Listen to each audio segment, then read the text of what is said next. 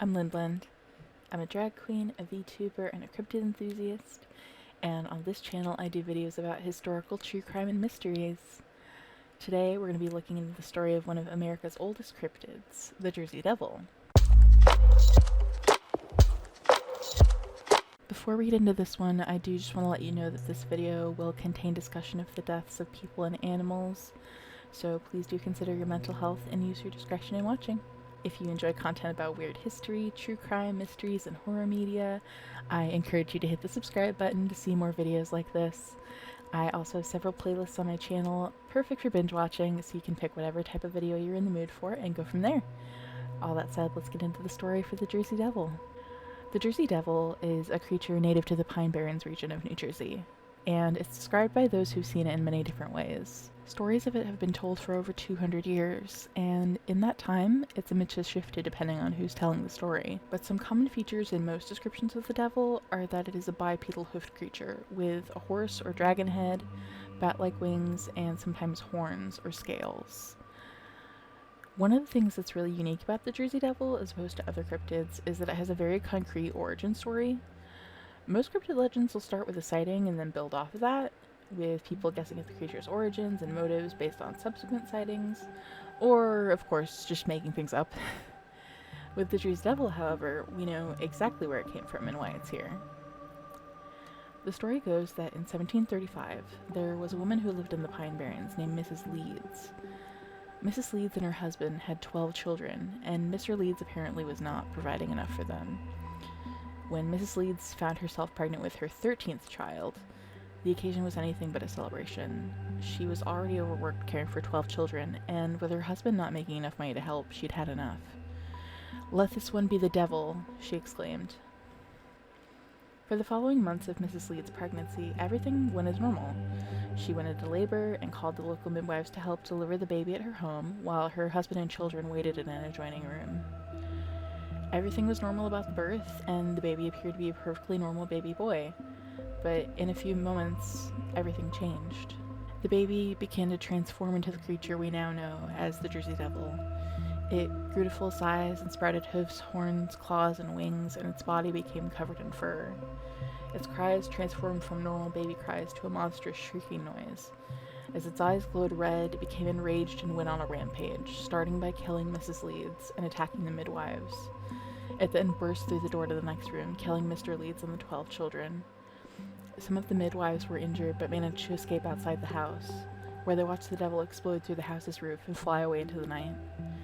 As a punishment for Mrs. Leeds' blasphemous statements, her 13th child had indeed become a devil. Now, would it surprise you to know that absolutely everything I just said was absolute bullshit? The story itself is real in that it was actually written and published around the time of 1735, but the contents of the story are a total work of fiction. Why this story was written is of particular interest to me, though. In researching this, I went down a whole rabbit hole of drama involving colonial-era politics, religious infighting between Christian-Protestant denominations, and a whole community banding together to proclaim to the world, fuck this one guy in particular. The story of the Jersey Devil actually begins in 1677, when a man named Daniel Leeds immigrates from England to, at the time, the American colonies. He settled in the area that would become the Pine Barrens of New Jersey, within the bounds of a community of Quakers that inhabited the land between Manhattan and Philadelphia. Leeds was also a Quaker at this time. Aside from getting married and raising many children, once he arrived in America, he started working as a counselor for Lord Cornbury, who was the royal governor of New Jersey as appointed by the English monarchy. Leeds joined the local assembly in 1682, and by 1690 he had the title of Surveyor General. What really ruffled feathers in the Quaker community was when Leeds started publishing his almanac in 1687. In this almanac, which he titled the Leeds Almanac, he started publishing some of his long-held ideas about astrology. Unlike most Quakers, Leeds integrated the study of the movements of the planets into his Christian beliefs, and in his writings he claimed to be able to use astrology to predict the future. This was not acceptable to the rest of the Quaker community, who complained that the language Leeds used in his writing was inappropriate, and that the astrological symbols he used were of pagan origin. At the assembly meeting, they forced Leeds to not only apologize publicly, but remove the Leeds Almanac from circulation and destroy any copies. At first, Leeds seemed to go along with the requests, but then he distanced himself from the Quakers and began publishing his almanac in secret. Not content to stop there, Leeds doubled down, publishing a book about his beliefs in 1688 called The Temple of Wisdom. In this book, he elaborated on his belief in Christian mysticism and included guides on astrology, magic, angels, and demons. This time, the Quakers had had it with Daniel Leeds. From here on, Leeds and the Quakers were in a very public feud, each side writing and publishing negative pamphlets about the other. Throughout the 1690s, Leeds published many anti-Quaker pamphlets. He claimed that by suppressing his writing on astrology, they were denying the divinity of God. He also had problems with the growing anti-monarchy sentiment among the Quakers.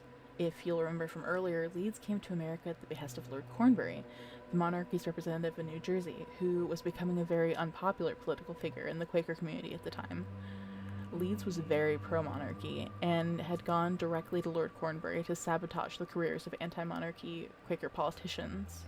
The Quakers, on the other hand, saw it as a personal betrayal that one of their own would work with the Anglican Lord Cornbury to instill the will of the monarchy, as the whole reason that the Quakers had moved to America was to escape religious persecution. As Leeds had by this point irreparably severed all ties with the Quakers, he then converted to Anglicanism and started publicly aligning himself with other monarchist Anglican figures who were critical of the Quakers. To fight back against Leeds' accusations, the Quaker community started writing pamphlets of their own. George Fox, the founder of the Quakers, wrote a pamphlet in 1699 called The Case Put and Decided, in which he argued that the Quakers had done nothing wrong, and he defended his beliefs. Another famous anti-Leeds pamphlet would be published in 1700. It was written by a Quaker named Caleb Bisset, and this title absolutely kills me, so I'm going to read it out for you now. Satan's harbinger encountered, his false news of a trumpet detected, his crooked ways in the wilderness laid open to the view of the imperial and judicious, being something by way of answer to Daniel Leeds, his book entitled News of a Trumpet Sounding in the Wilderness. This pamphlet was intended as a scathing review of Daniel Leeds' 1699 anti-Quaker pamphlet entitled The Trumpet Sounded Out of the Wilderness of America, and it not only rebutted Leeds' accusations about the Quakers, but it claimed that Daniel Leeds was evil and that he had made a deal with Satan. Having solidified his legacy as one of the most hated figures in the colonial-era Quaker community, Leeds retired from writing in 1716 and passed the Leeds Almanac down to his son, Titan. As you'll no doubt have noticed by now, it's no coincidence that Mr. and Mrs. Leeds from the 1735 Jersey Devil story and Daniel Leeds share a last name. With it already being widely speculated that Daniel Leeds made a pact with the devil, you can see the idea of the story coming into focus, but what his father started, Titan Leeds would only continue, getting into a very public feud with founding father Benjamin Franklin. As a side note, Benjamin Franklin shows up in so many weird stories from this time. I feel like any videos that I'd want to make about weird stuff happening in the colonial era would always involve Ben Franklin somehow. Like, picture me in front of the conspiracy board and all the red strings connect to Ben Franklin. I could spend years talking about him because he's such a little weirdo. I don't know if I would do a dedicated Ben Franklin video, but I would definitely be down to do videos about some of the weird stuff that he was involved in, so let me know if you'd like to see that. Back to Titan Leeds, once he took over the almanac, he was dedicated to continuing his father's work. He ended up changing the family crest to an image of 3 wyverns, which would be included on the new cover of the Leeds Almanac. As you can see from this image here, this would only add fuel to inspire the dragon-like features of the Jersey Devil. One of the things that Ben Franklin is famous for is his almanac, Poor Richard's Almanac, which he started publishing in 1732. With Titan Leeds still publishing the Leeds Almanac in the same area, and the history between the Leeds family and the Quakers, Franklin and Leeds naturally became rivals. The funny thing about the rivalry is that Leeds took it way more seriously than Franklin did. Ben Franklin was basically just being a troll, and he kept publishing more and more things about Titan Leeds just to piss him off. In 1733, Ben Franklin wrote in his almanac that he had used astrology to predict the future, and he had learned that Titan Leeds would die later that year on the 17th of October. In the next issue of the Leeds Almanac, Leeds responded by calling Franklin, quote, a fool and a liar. And then in the next Poor Richard's Almanac, Franklin responded to this by saying he had received, quote, much abuse from the ghost of Titan Leeds. Later in 1738, when Titan Leeds actually did die, Franklin again wrote in Poor Richard's Almanac about the ghost of Titan Leeds coming back to insult him. As a reminder, it was around this time that the original Jersey Devil story was published. I sadly couldn't find sources for where it was published or who wrote it, but all the sources I could find telling the story have it taking place in 1735, so it was likely written either shortly before or shortly after Titan Lee's death. I did, however, find a couple historians who believe that Ben Franklin himself wrote and published the story, and honestly I wouldn't put it past him.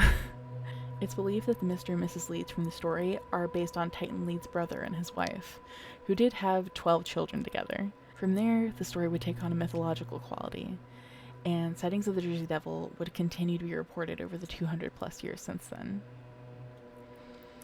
I couldn't find a huge amount of Jersey Devil sightings pre-20th century, but there's one in particular I really wanted to cover because it involves another historical figure, Joseph Bonaparte. Napoleon Bonaparte's older brother Joseph didn't end up being as famous as him, but he was involved in his brother's activities in Europe.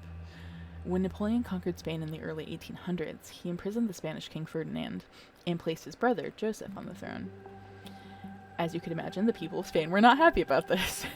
Not only was Joseph Bonaparte a wildly unpopular leader, he didn't even seem to want the position of king himself. When he was unsuccessful in defending Spain from England in the Peninsular Wars, he ended up reinstating King Ferdinand and abdicating the throne in 1813.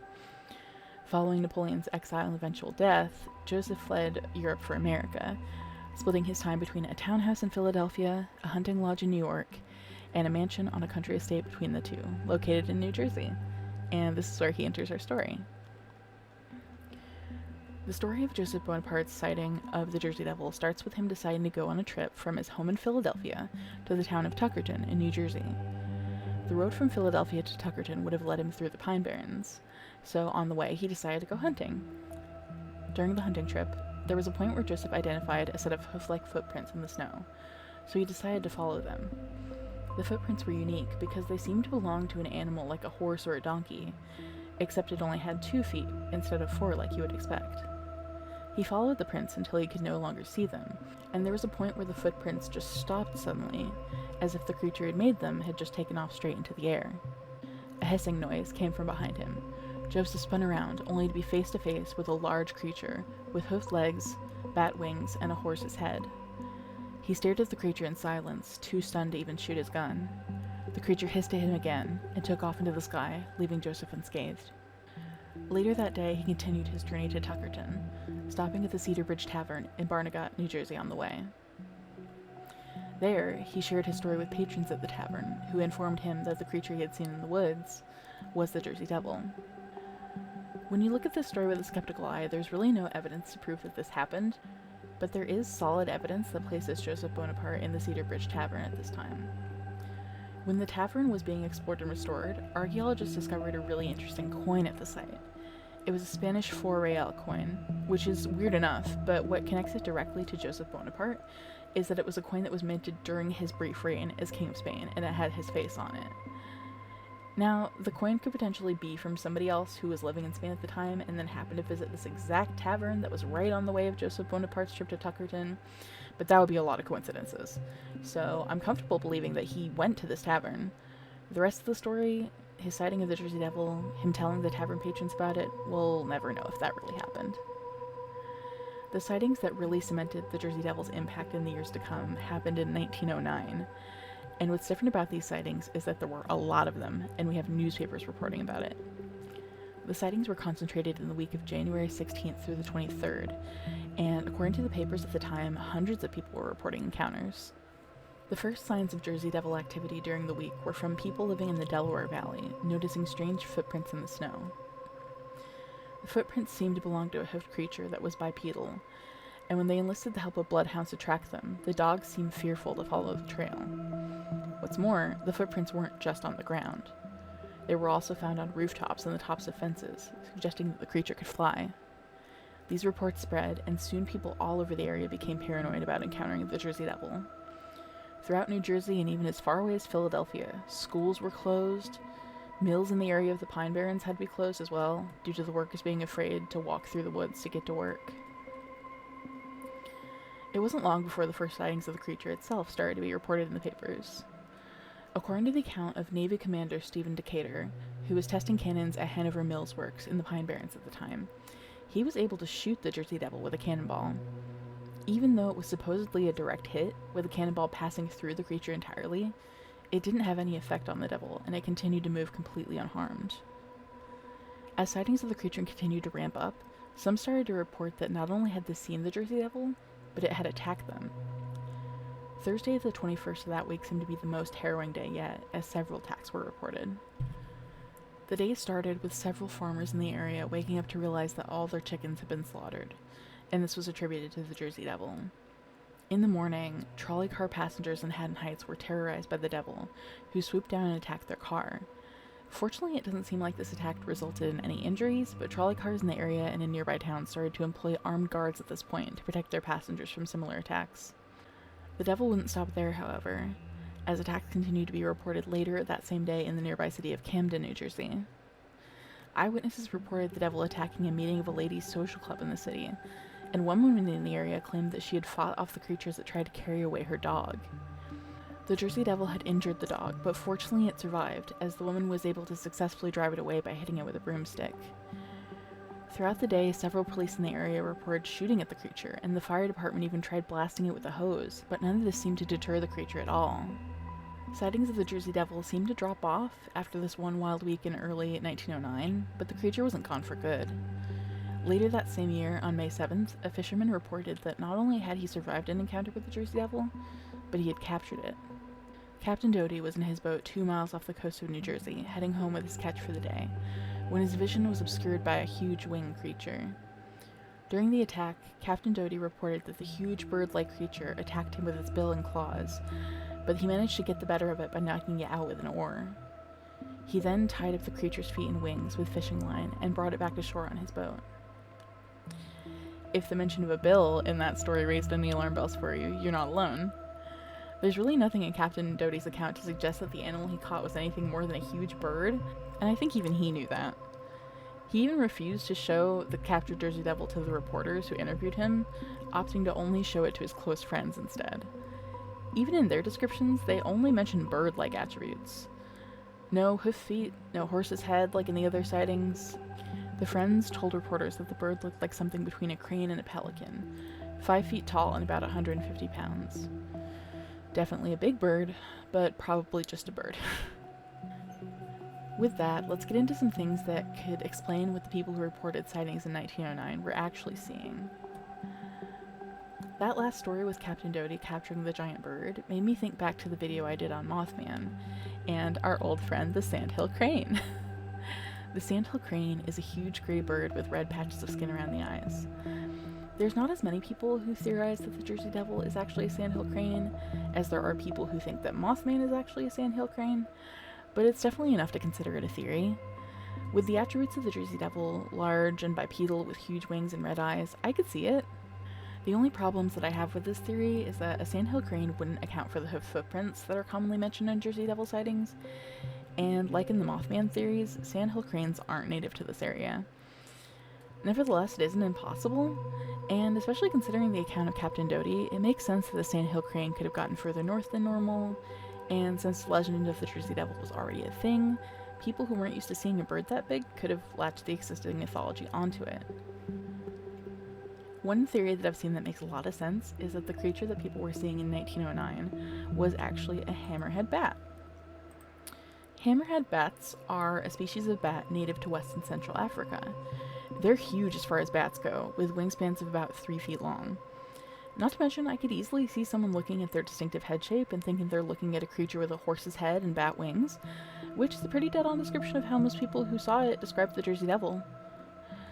Hammerhead bats definitely aren't native to the area, but a lot of people who theorize this think that the bat may have wound up in New Jersey because it escaped from either someone keeping it as an exotic pet or a traveling zoo or circus, which would have been very common at the time. I personally think this theory is pretty solid, but the only thing it's really missing for me, again, is the hoof prints. There's no way you'd look at that bat's legs and think they're hoofed, and also no way that the bat would make those kind of footprints. One factor that I think probably played a big part in the whole panic is mass hysteria. If the news is constantly reporting about something and all your friends are seeing things, naturally you're going to attribute every weird thing that happens to that thing. Suddenly every shadow out of the corner of your eye or a trick of the light could be the Jersey Devil. This could account for stuff like the creature not being affected by bullets. Even some of the reports of footprints could come down to mass hysteria. If you're reading all these accounts of hoof-shaped footprints, suddenly you're looking for hooves in any animal tracks you see. Another thing that's really important to consider is the culture around newspapers at the time. You can't really take everything that you read in a newspaper from this era seriously, as it was really common to just publish blatant falsehoods to get attention and sell papers, and for the most part, the readers were in on the joke. It's kind of like the grocery store tabloids or the wacky articles your mom finds on Facebook. Granted, both then and now, there are some people who still believe those things. Regardless of what it actually was, the Jersey Devil still has a huge cultural impact, especially in New Jersey. Nowadays, the state has kind of embraced the creature as its mascot. New Jersey's NHL team is called the New Jersey Devils.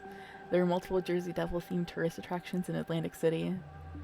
In my research, I found both X-Files and Supernatural episodes that were in some way based around the Jersey Devil, but in both of them, the devil in question was portrayed as a more humanoid creature. I suppose it's difficult to do a creature with a horse's head and bat wings for television. You know I couldn't do a cryptid video without showing you some kind of cursed image, so I want to share with you one of my favorite representations of the Jersey Devil in media, the Cake Boss Jersey Devil episode. Since Cake Boss is based in New Jersey, of course, when they decided to do a supernatural-themed episode of the show, they had to include the Jersey Devil. The way that they chose to do this is a plan only a heterosexual would come up with. The idea was that in order to lure the actual Jersey Devil out of the woods, they were going to make a cake in the shape of a sexy female version of the Jersey Devil. The result is a truly monstrous cake sculpture that will haunt your nightmares. Are you ready? I don't even know what to focus on first. The wing on the ground that fell off, the fact that they put blue eyeshadow on it, the weird titties. This is a lot. I'm not kink shaming, but if you find this sexy, I might side-eye you a little bit. The legend is clearly stuck in the minds of people in the area, and of course, there are some who are reporting encounters with the Jersey Devil to this day.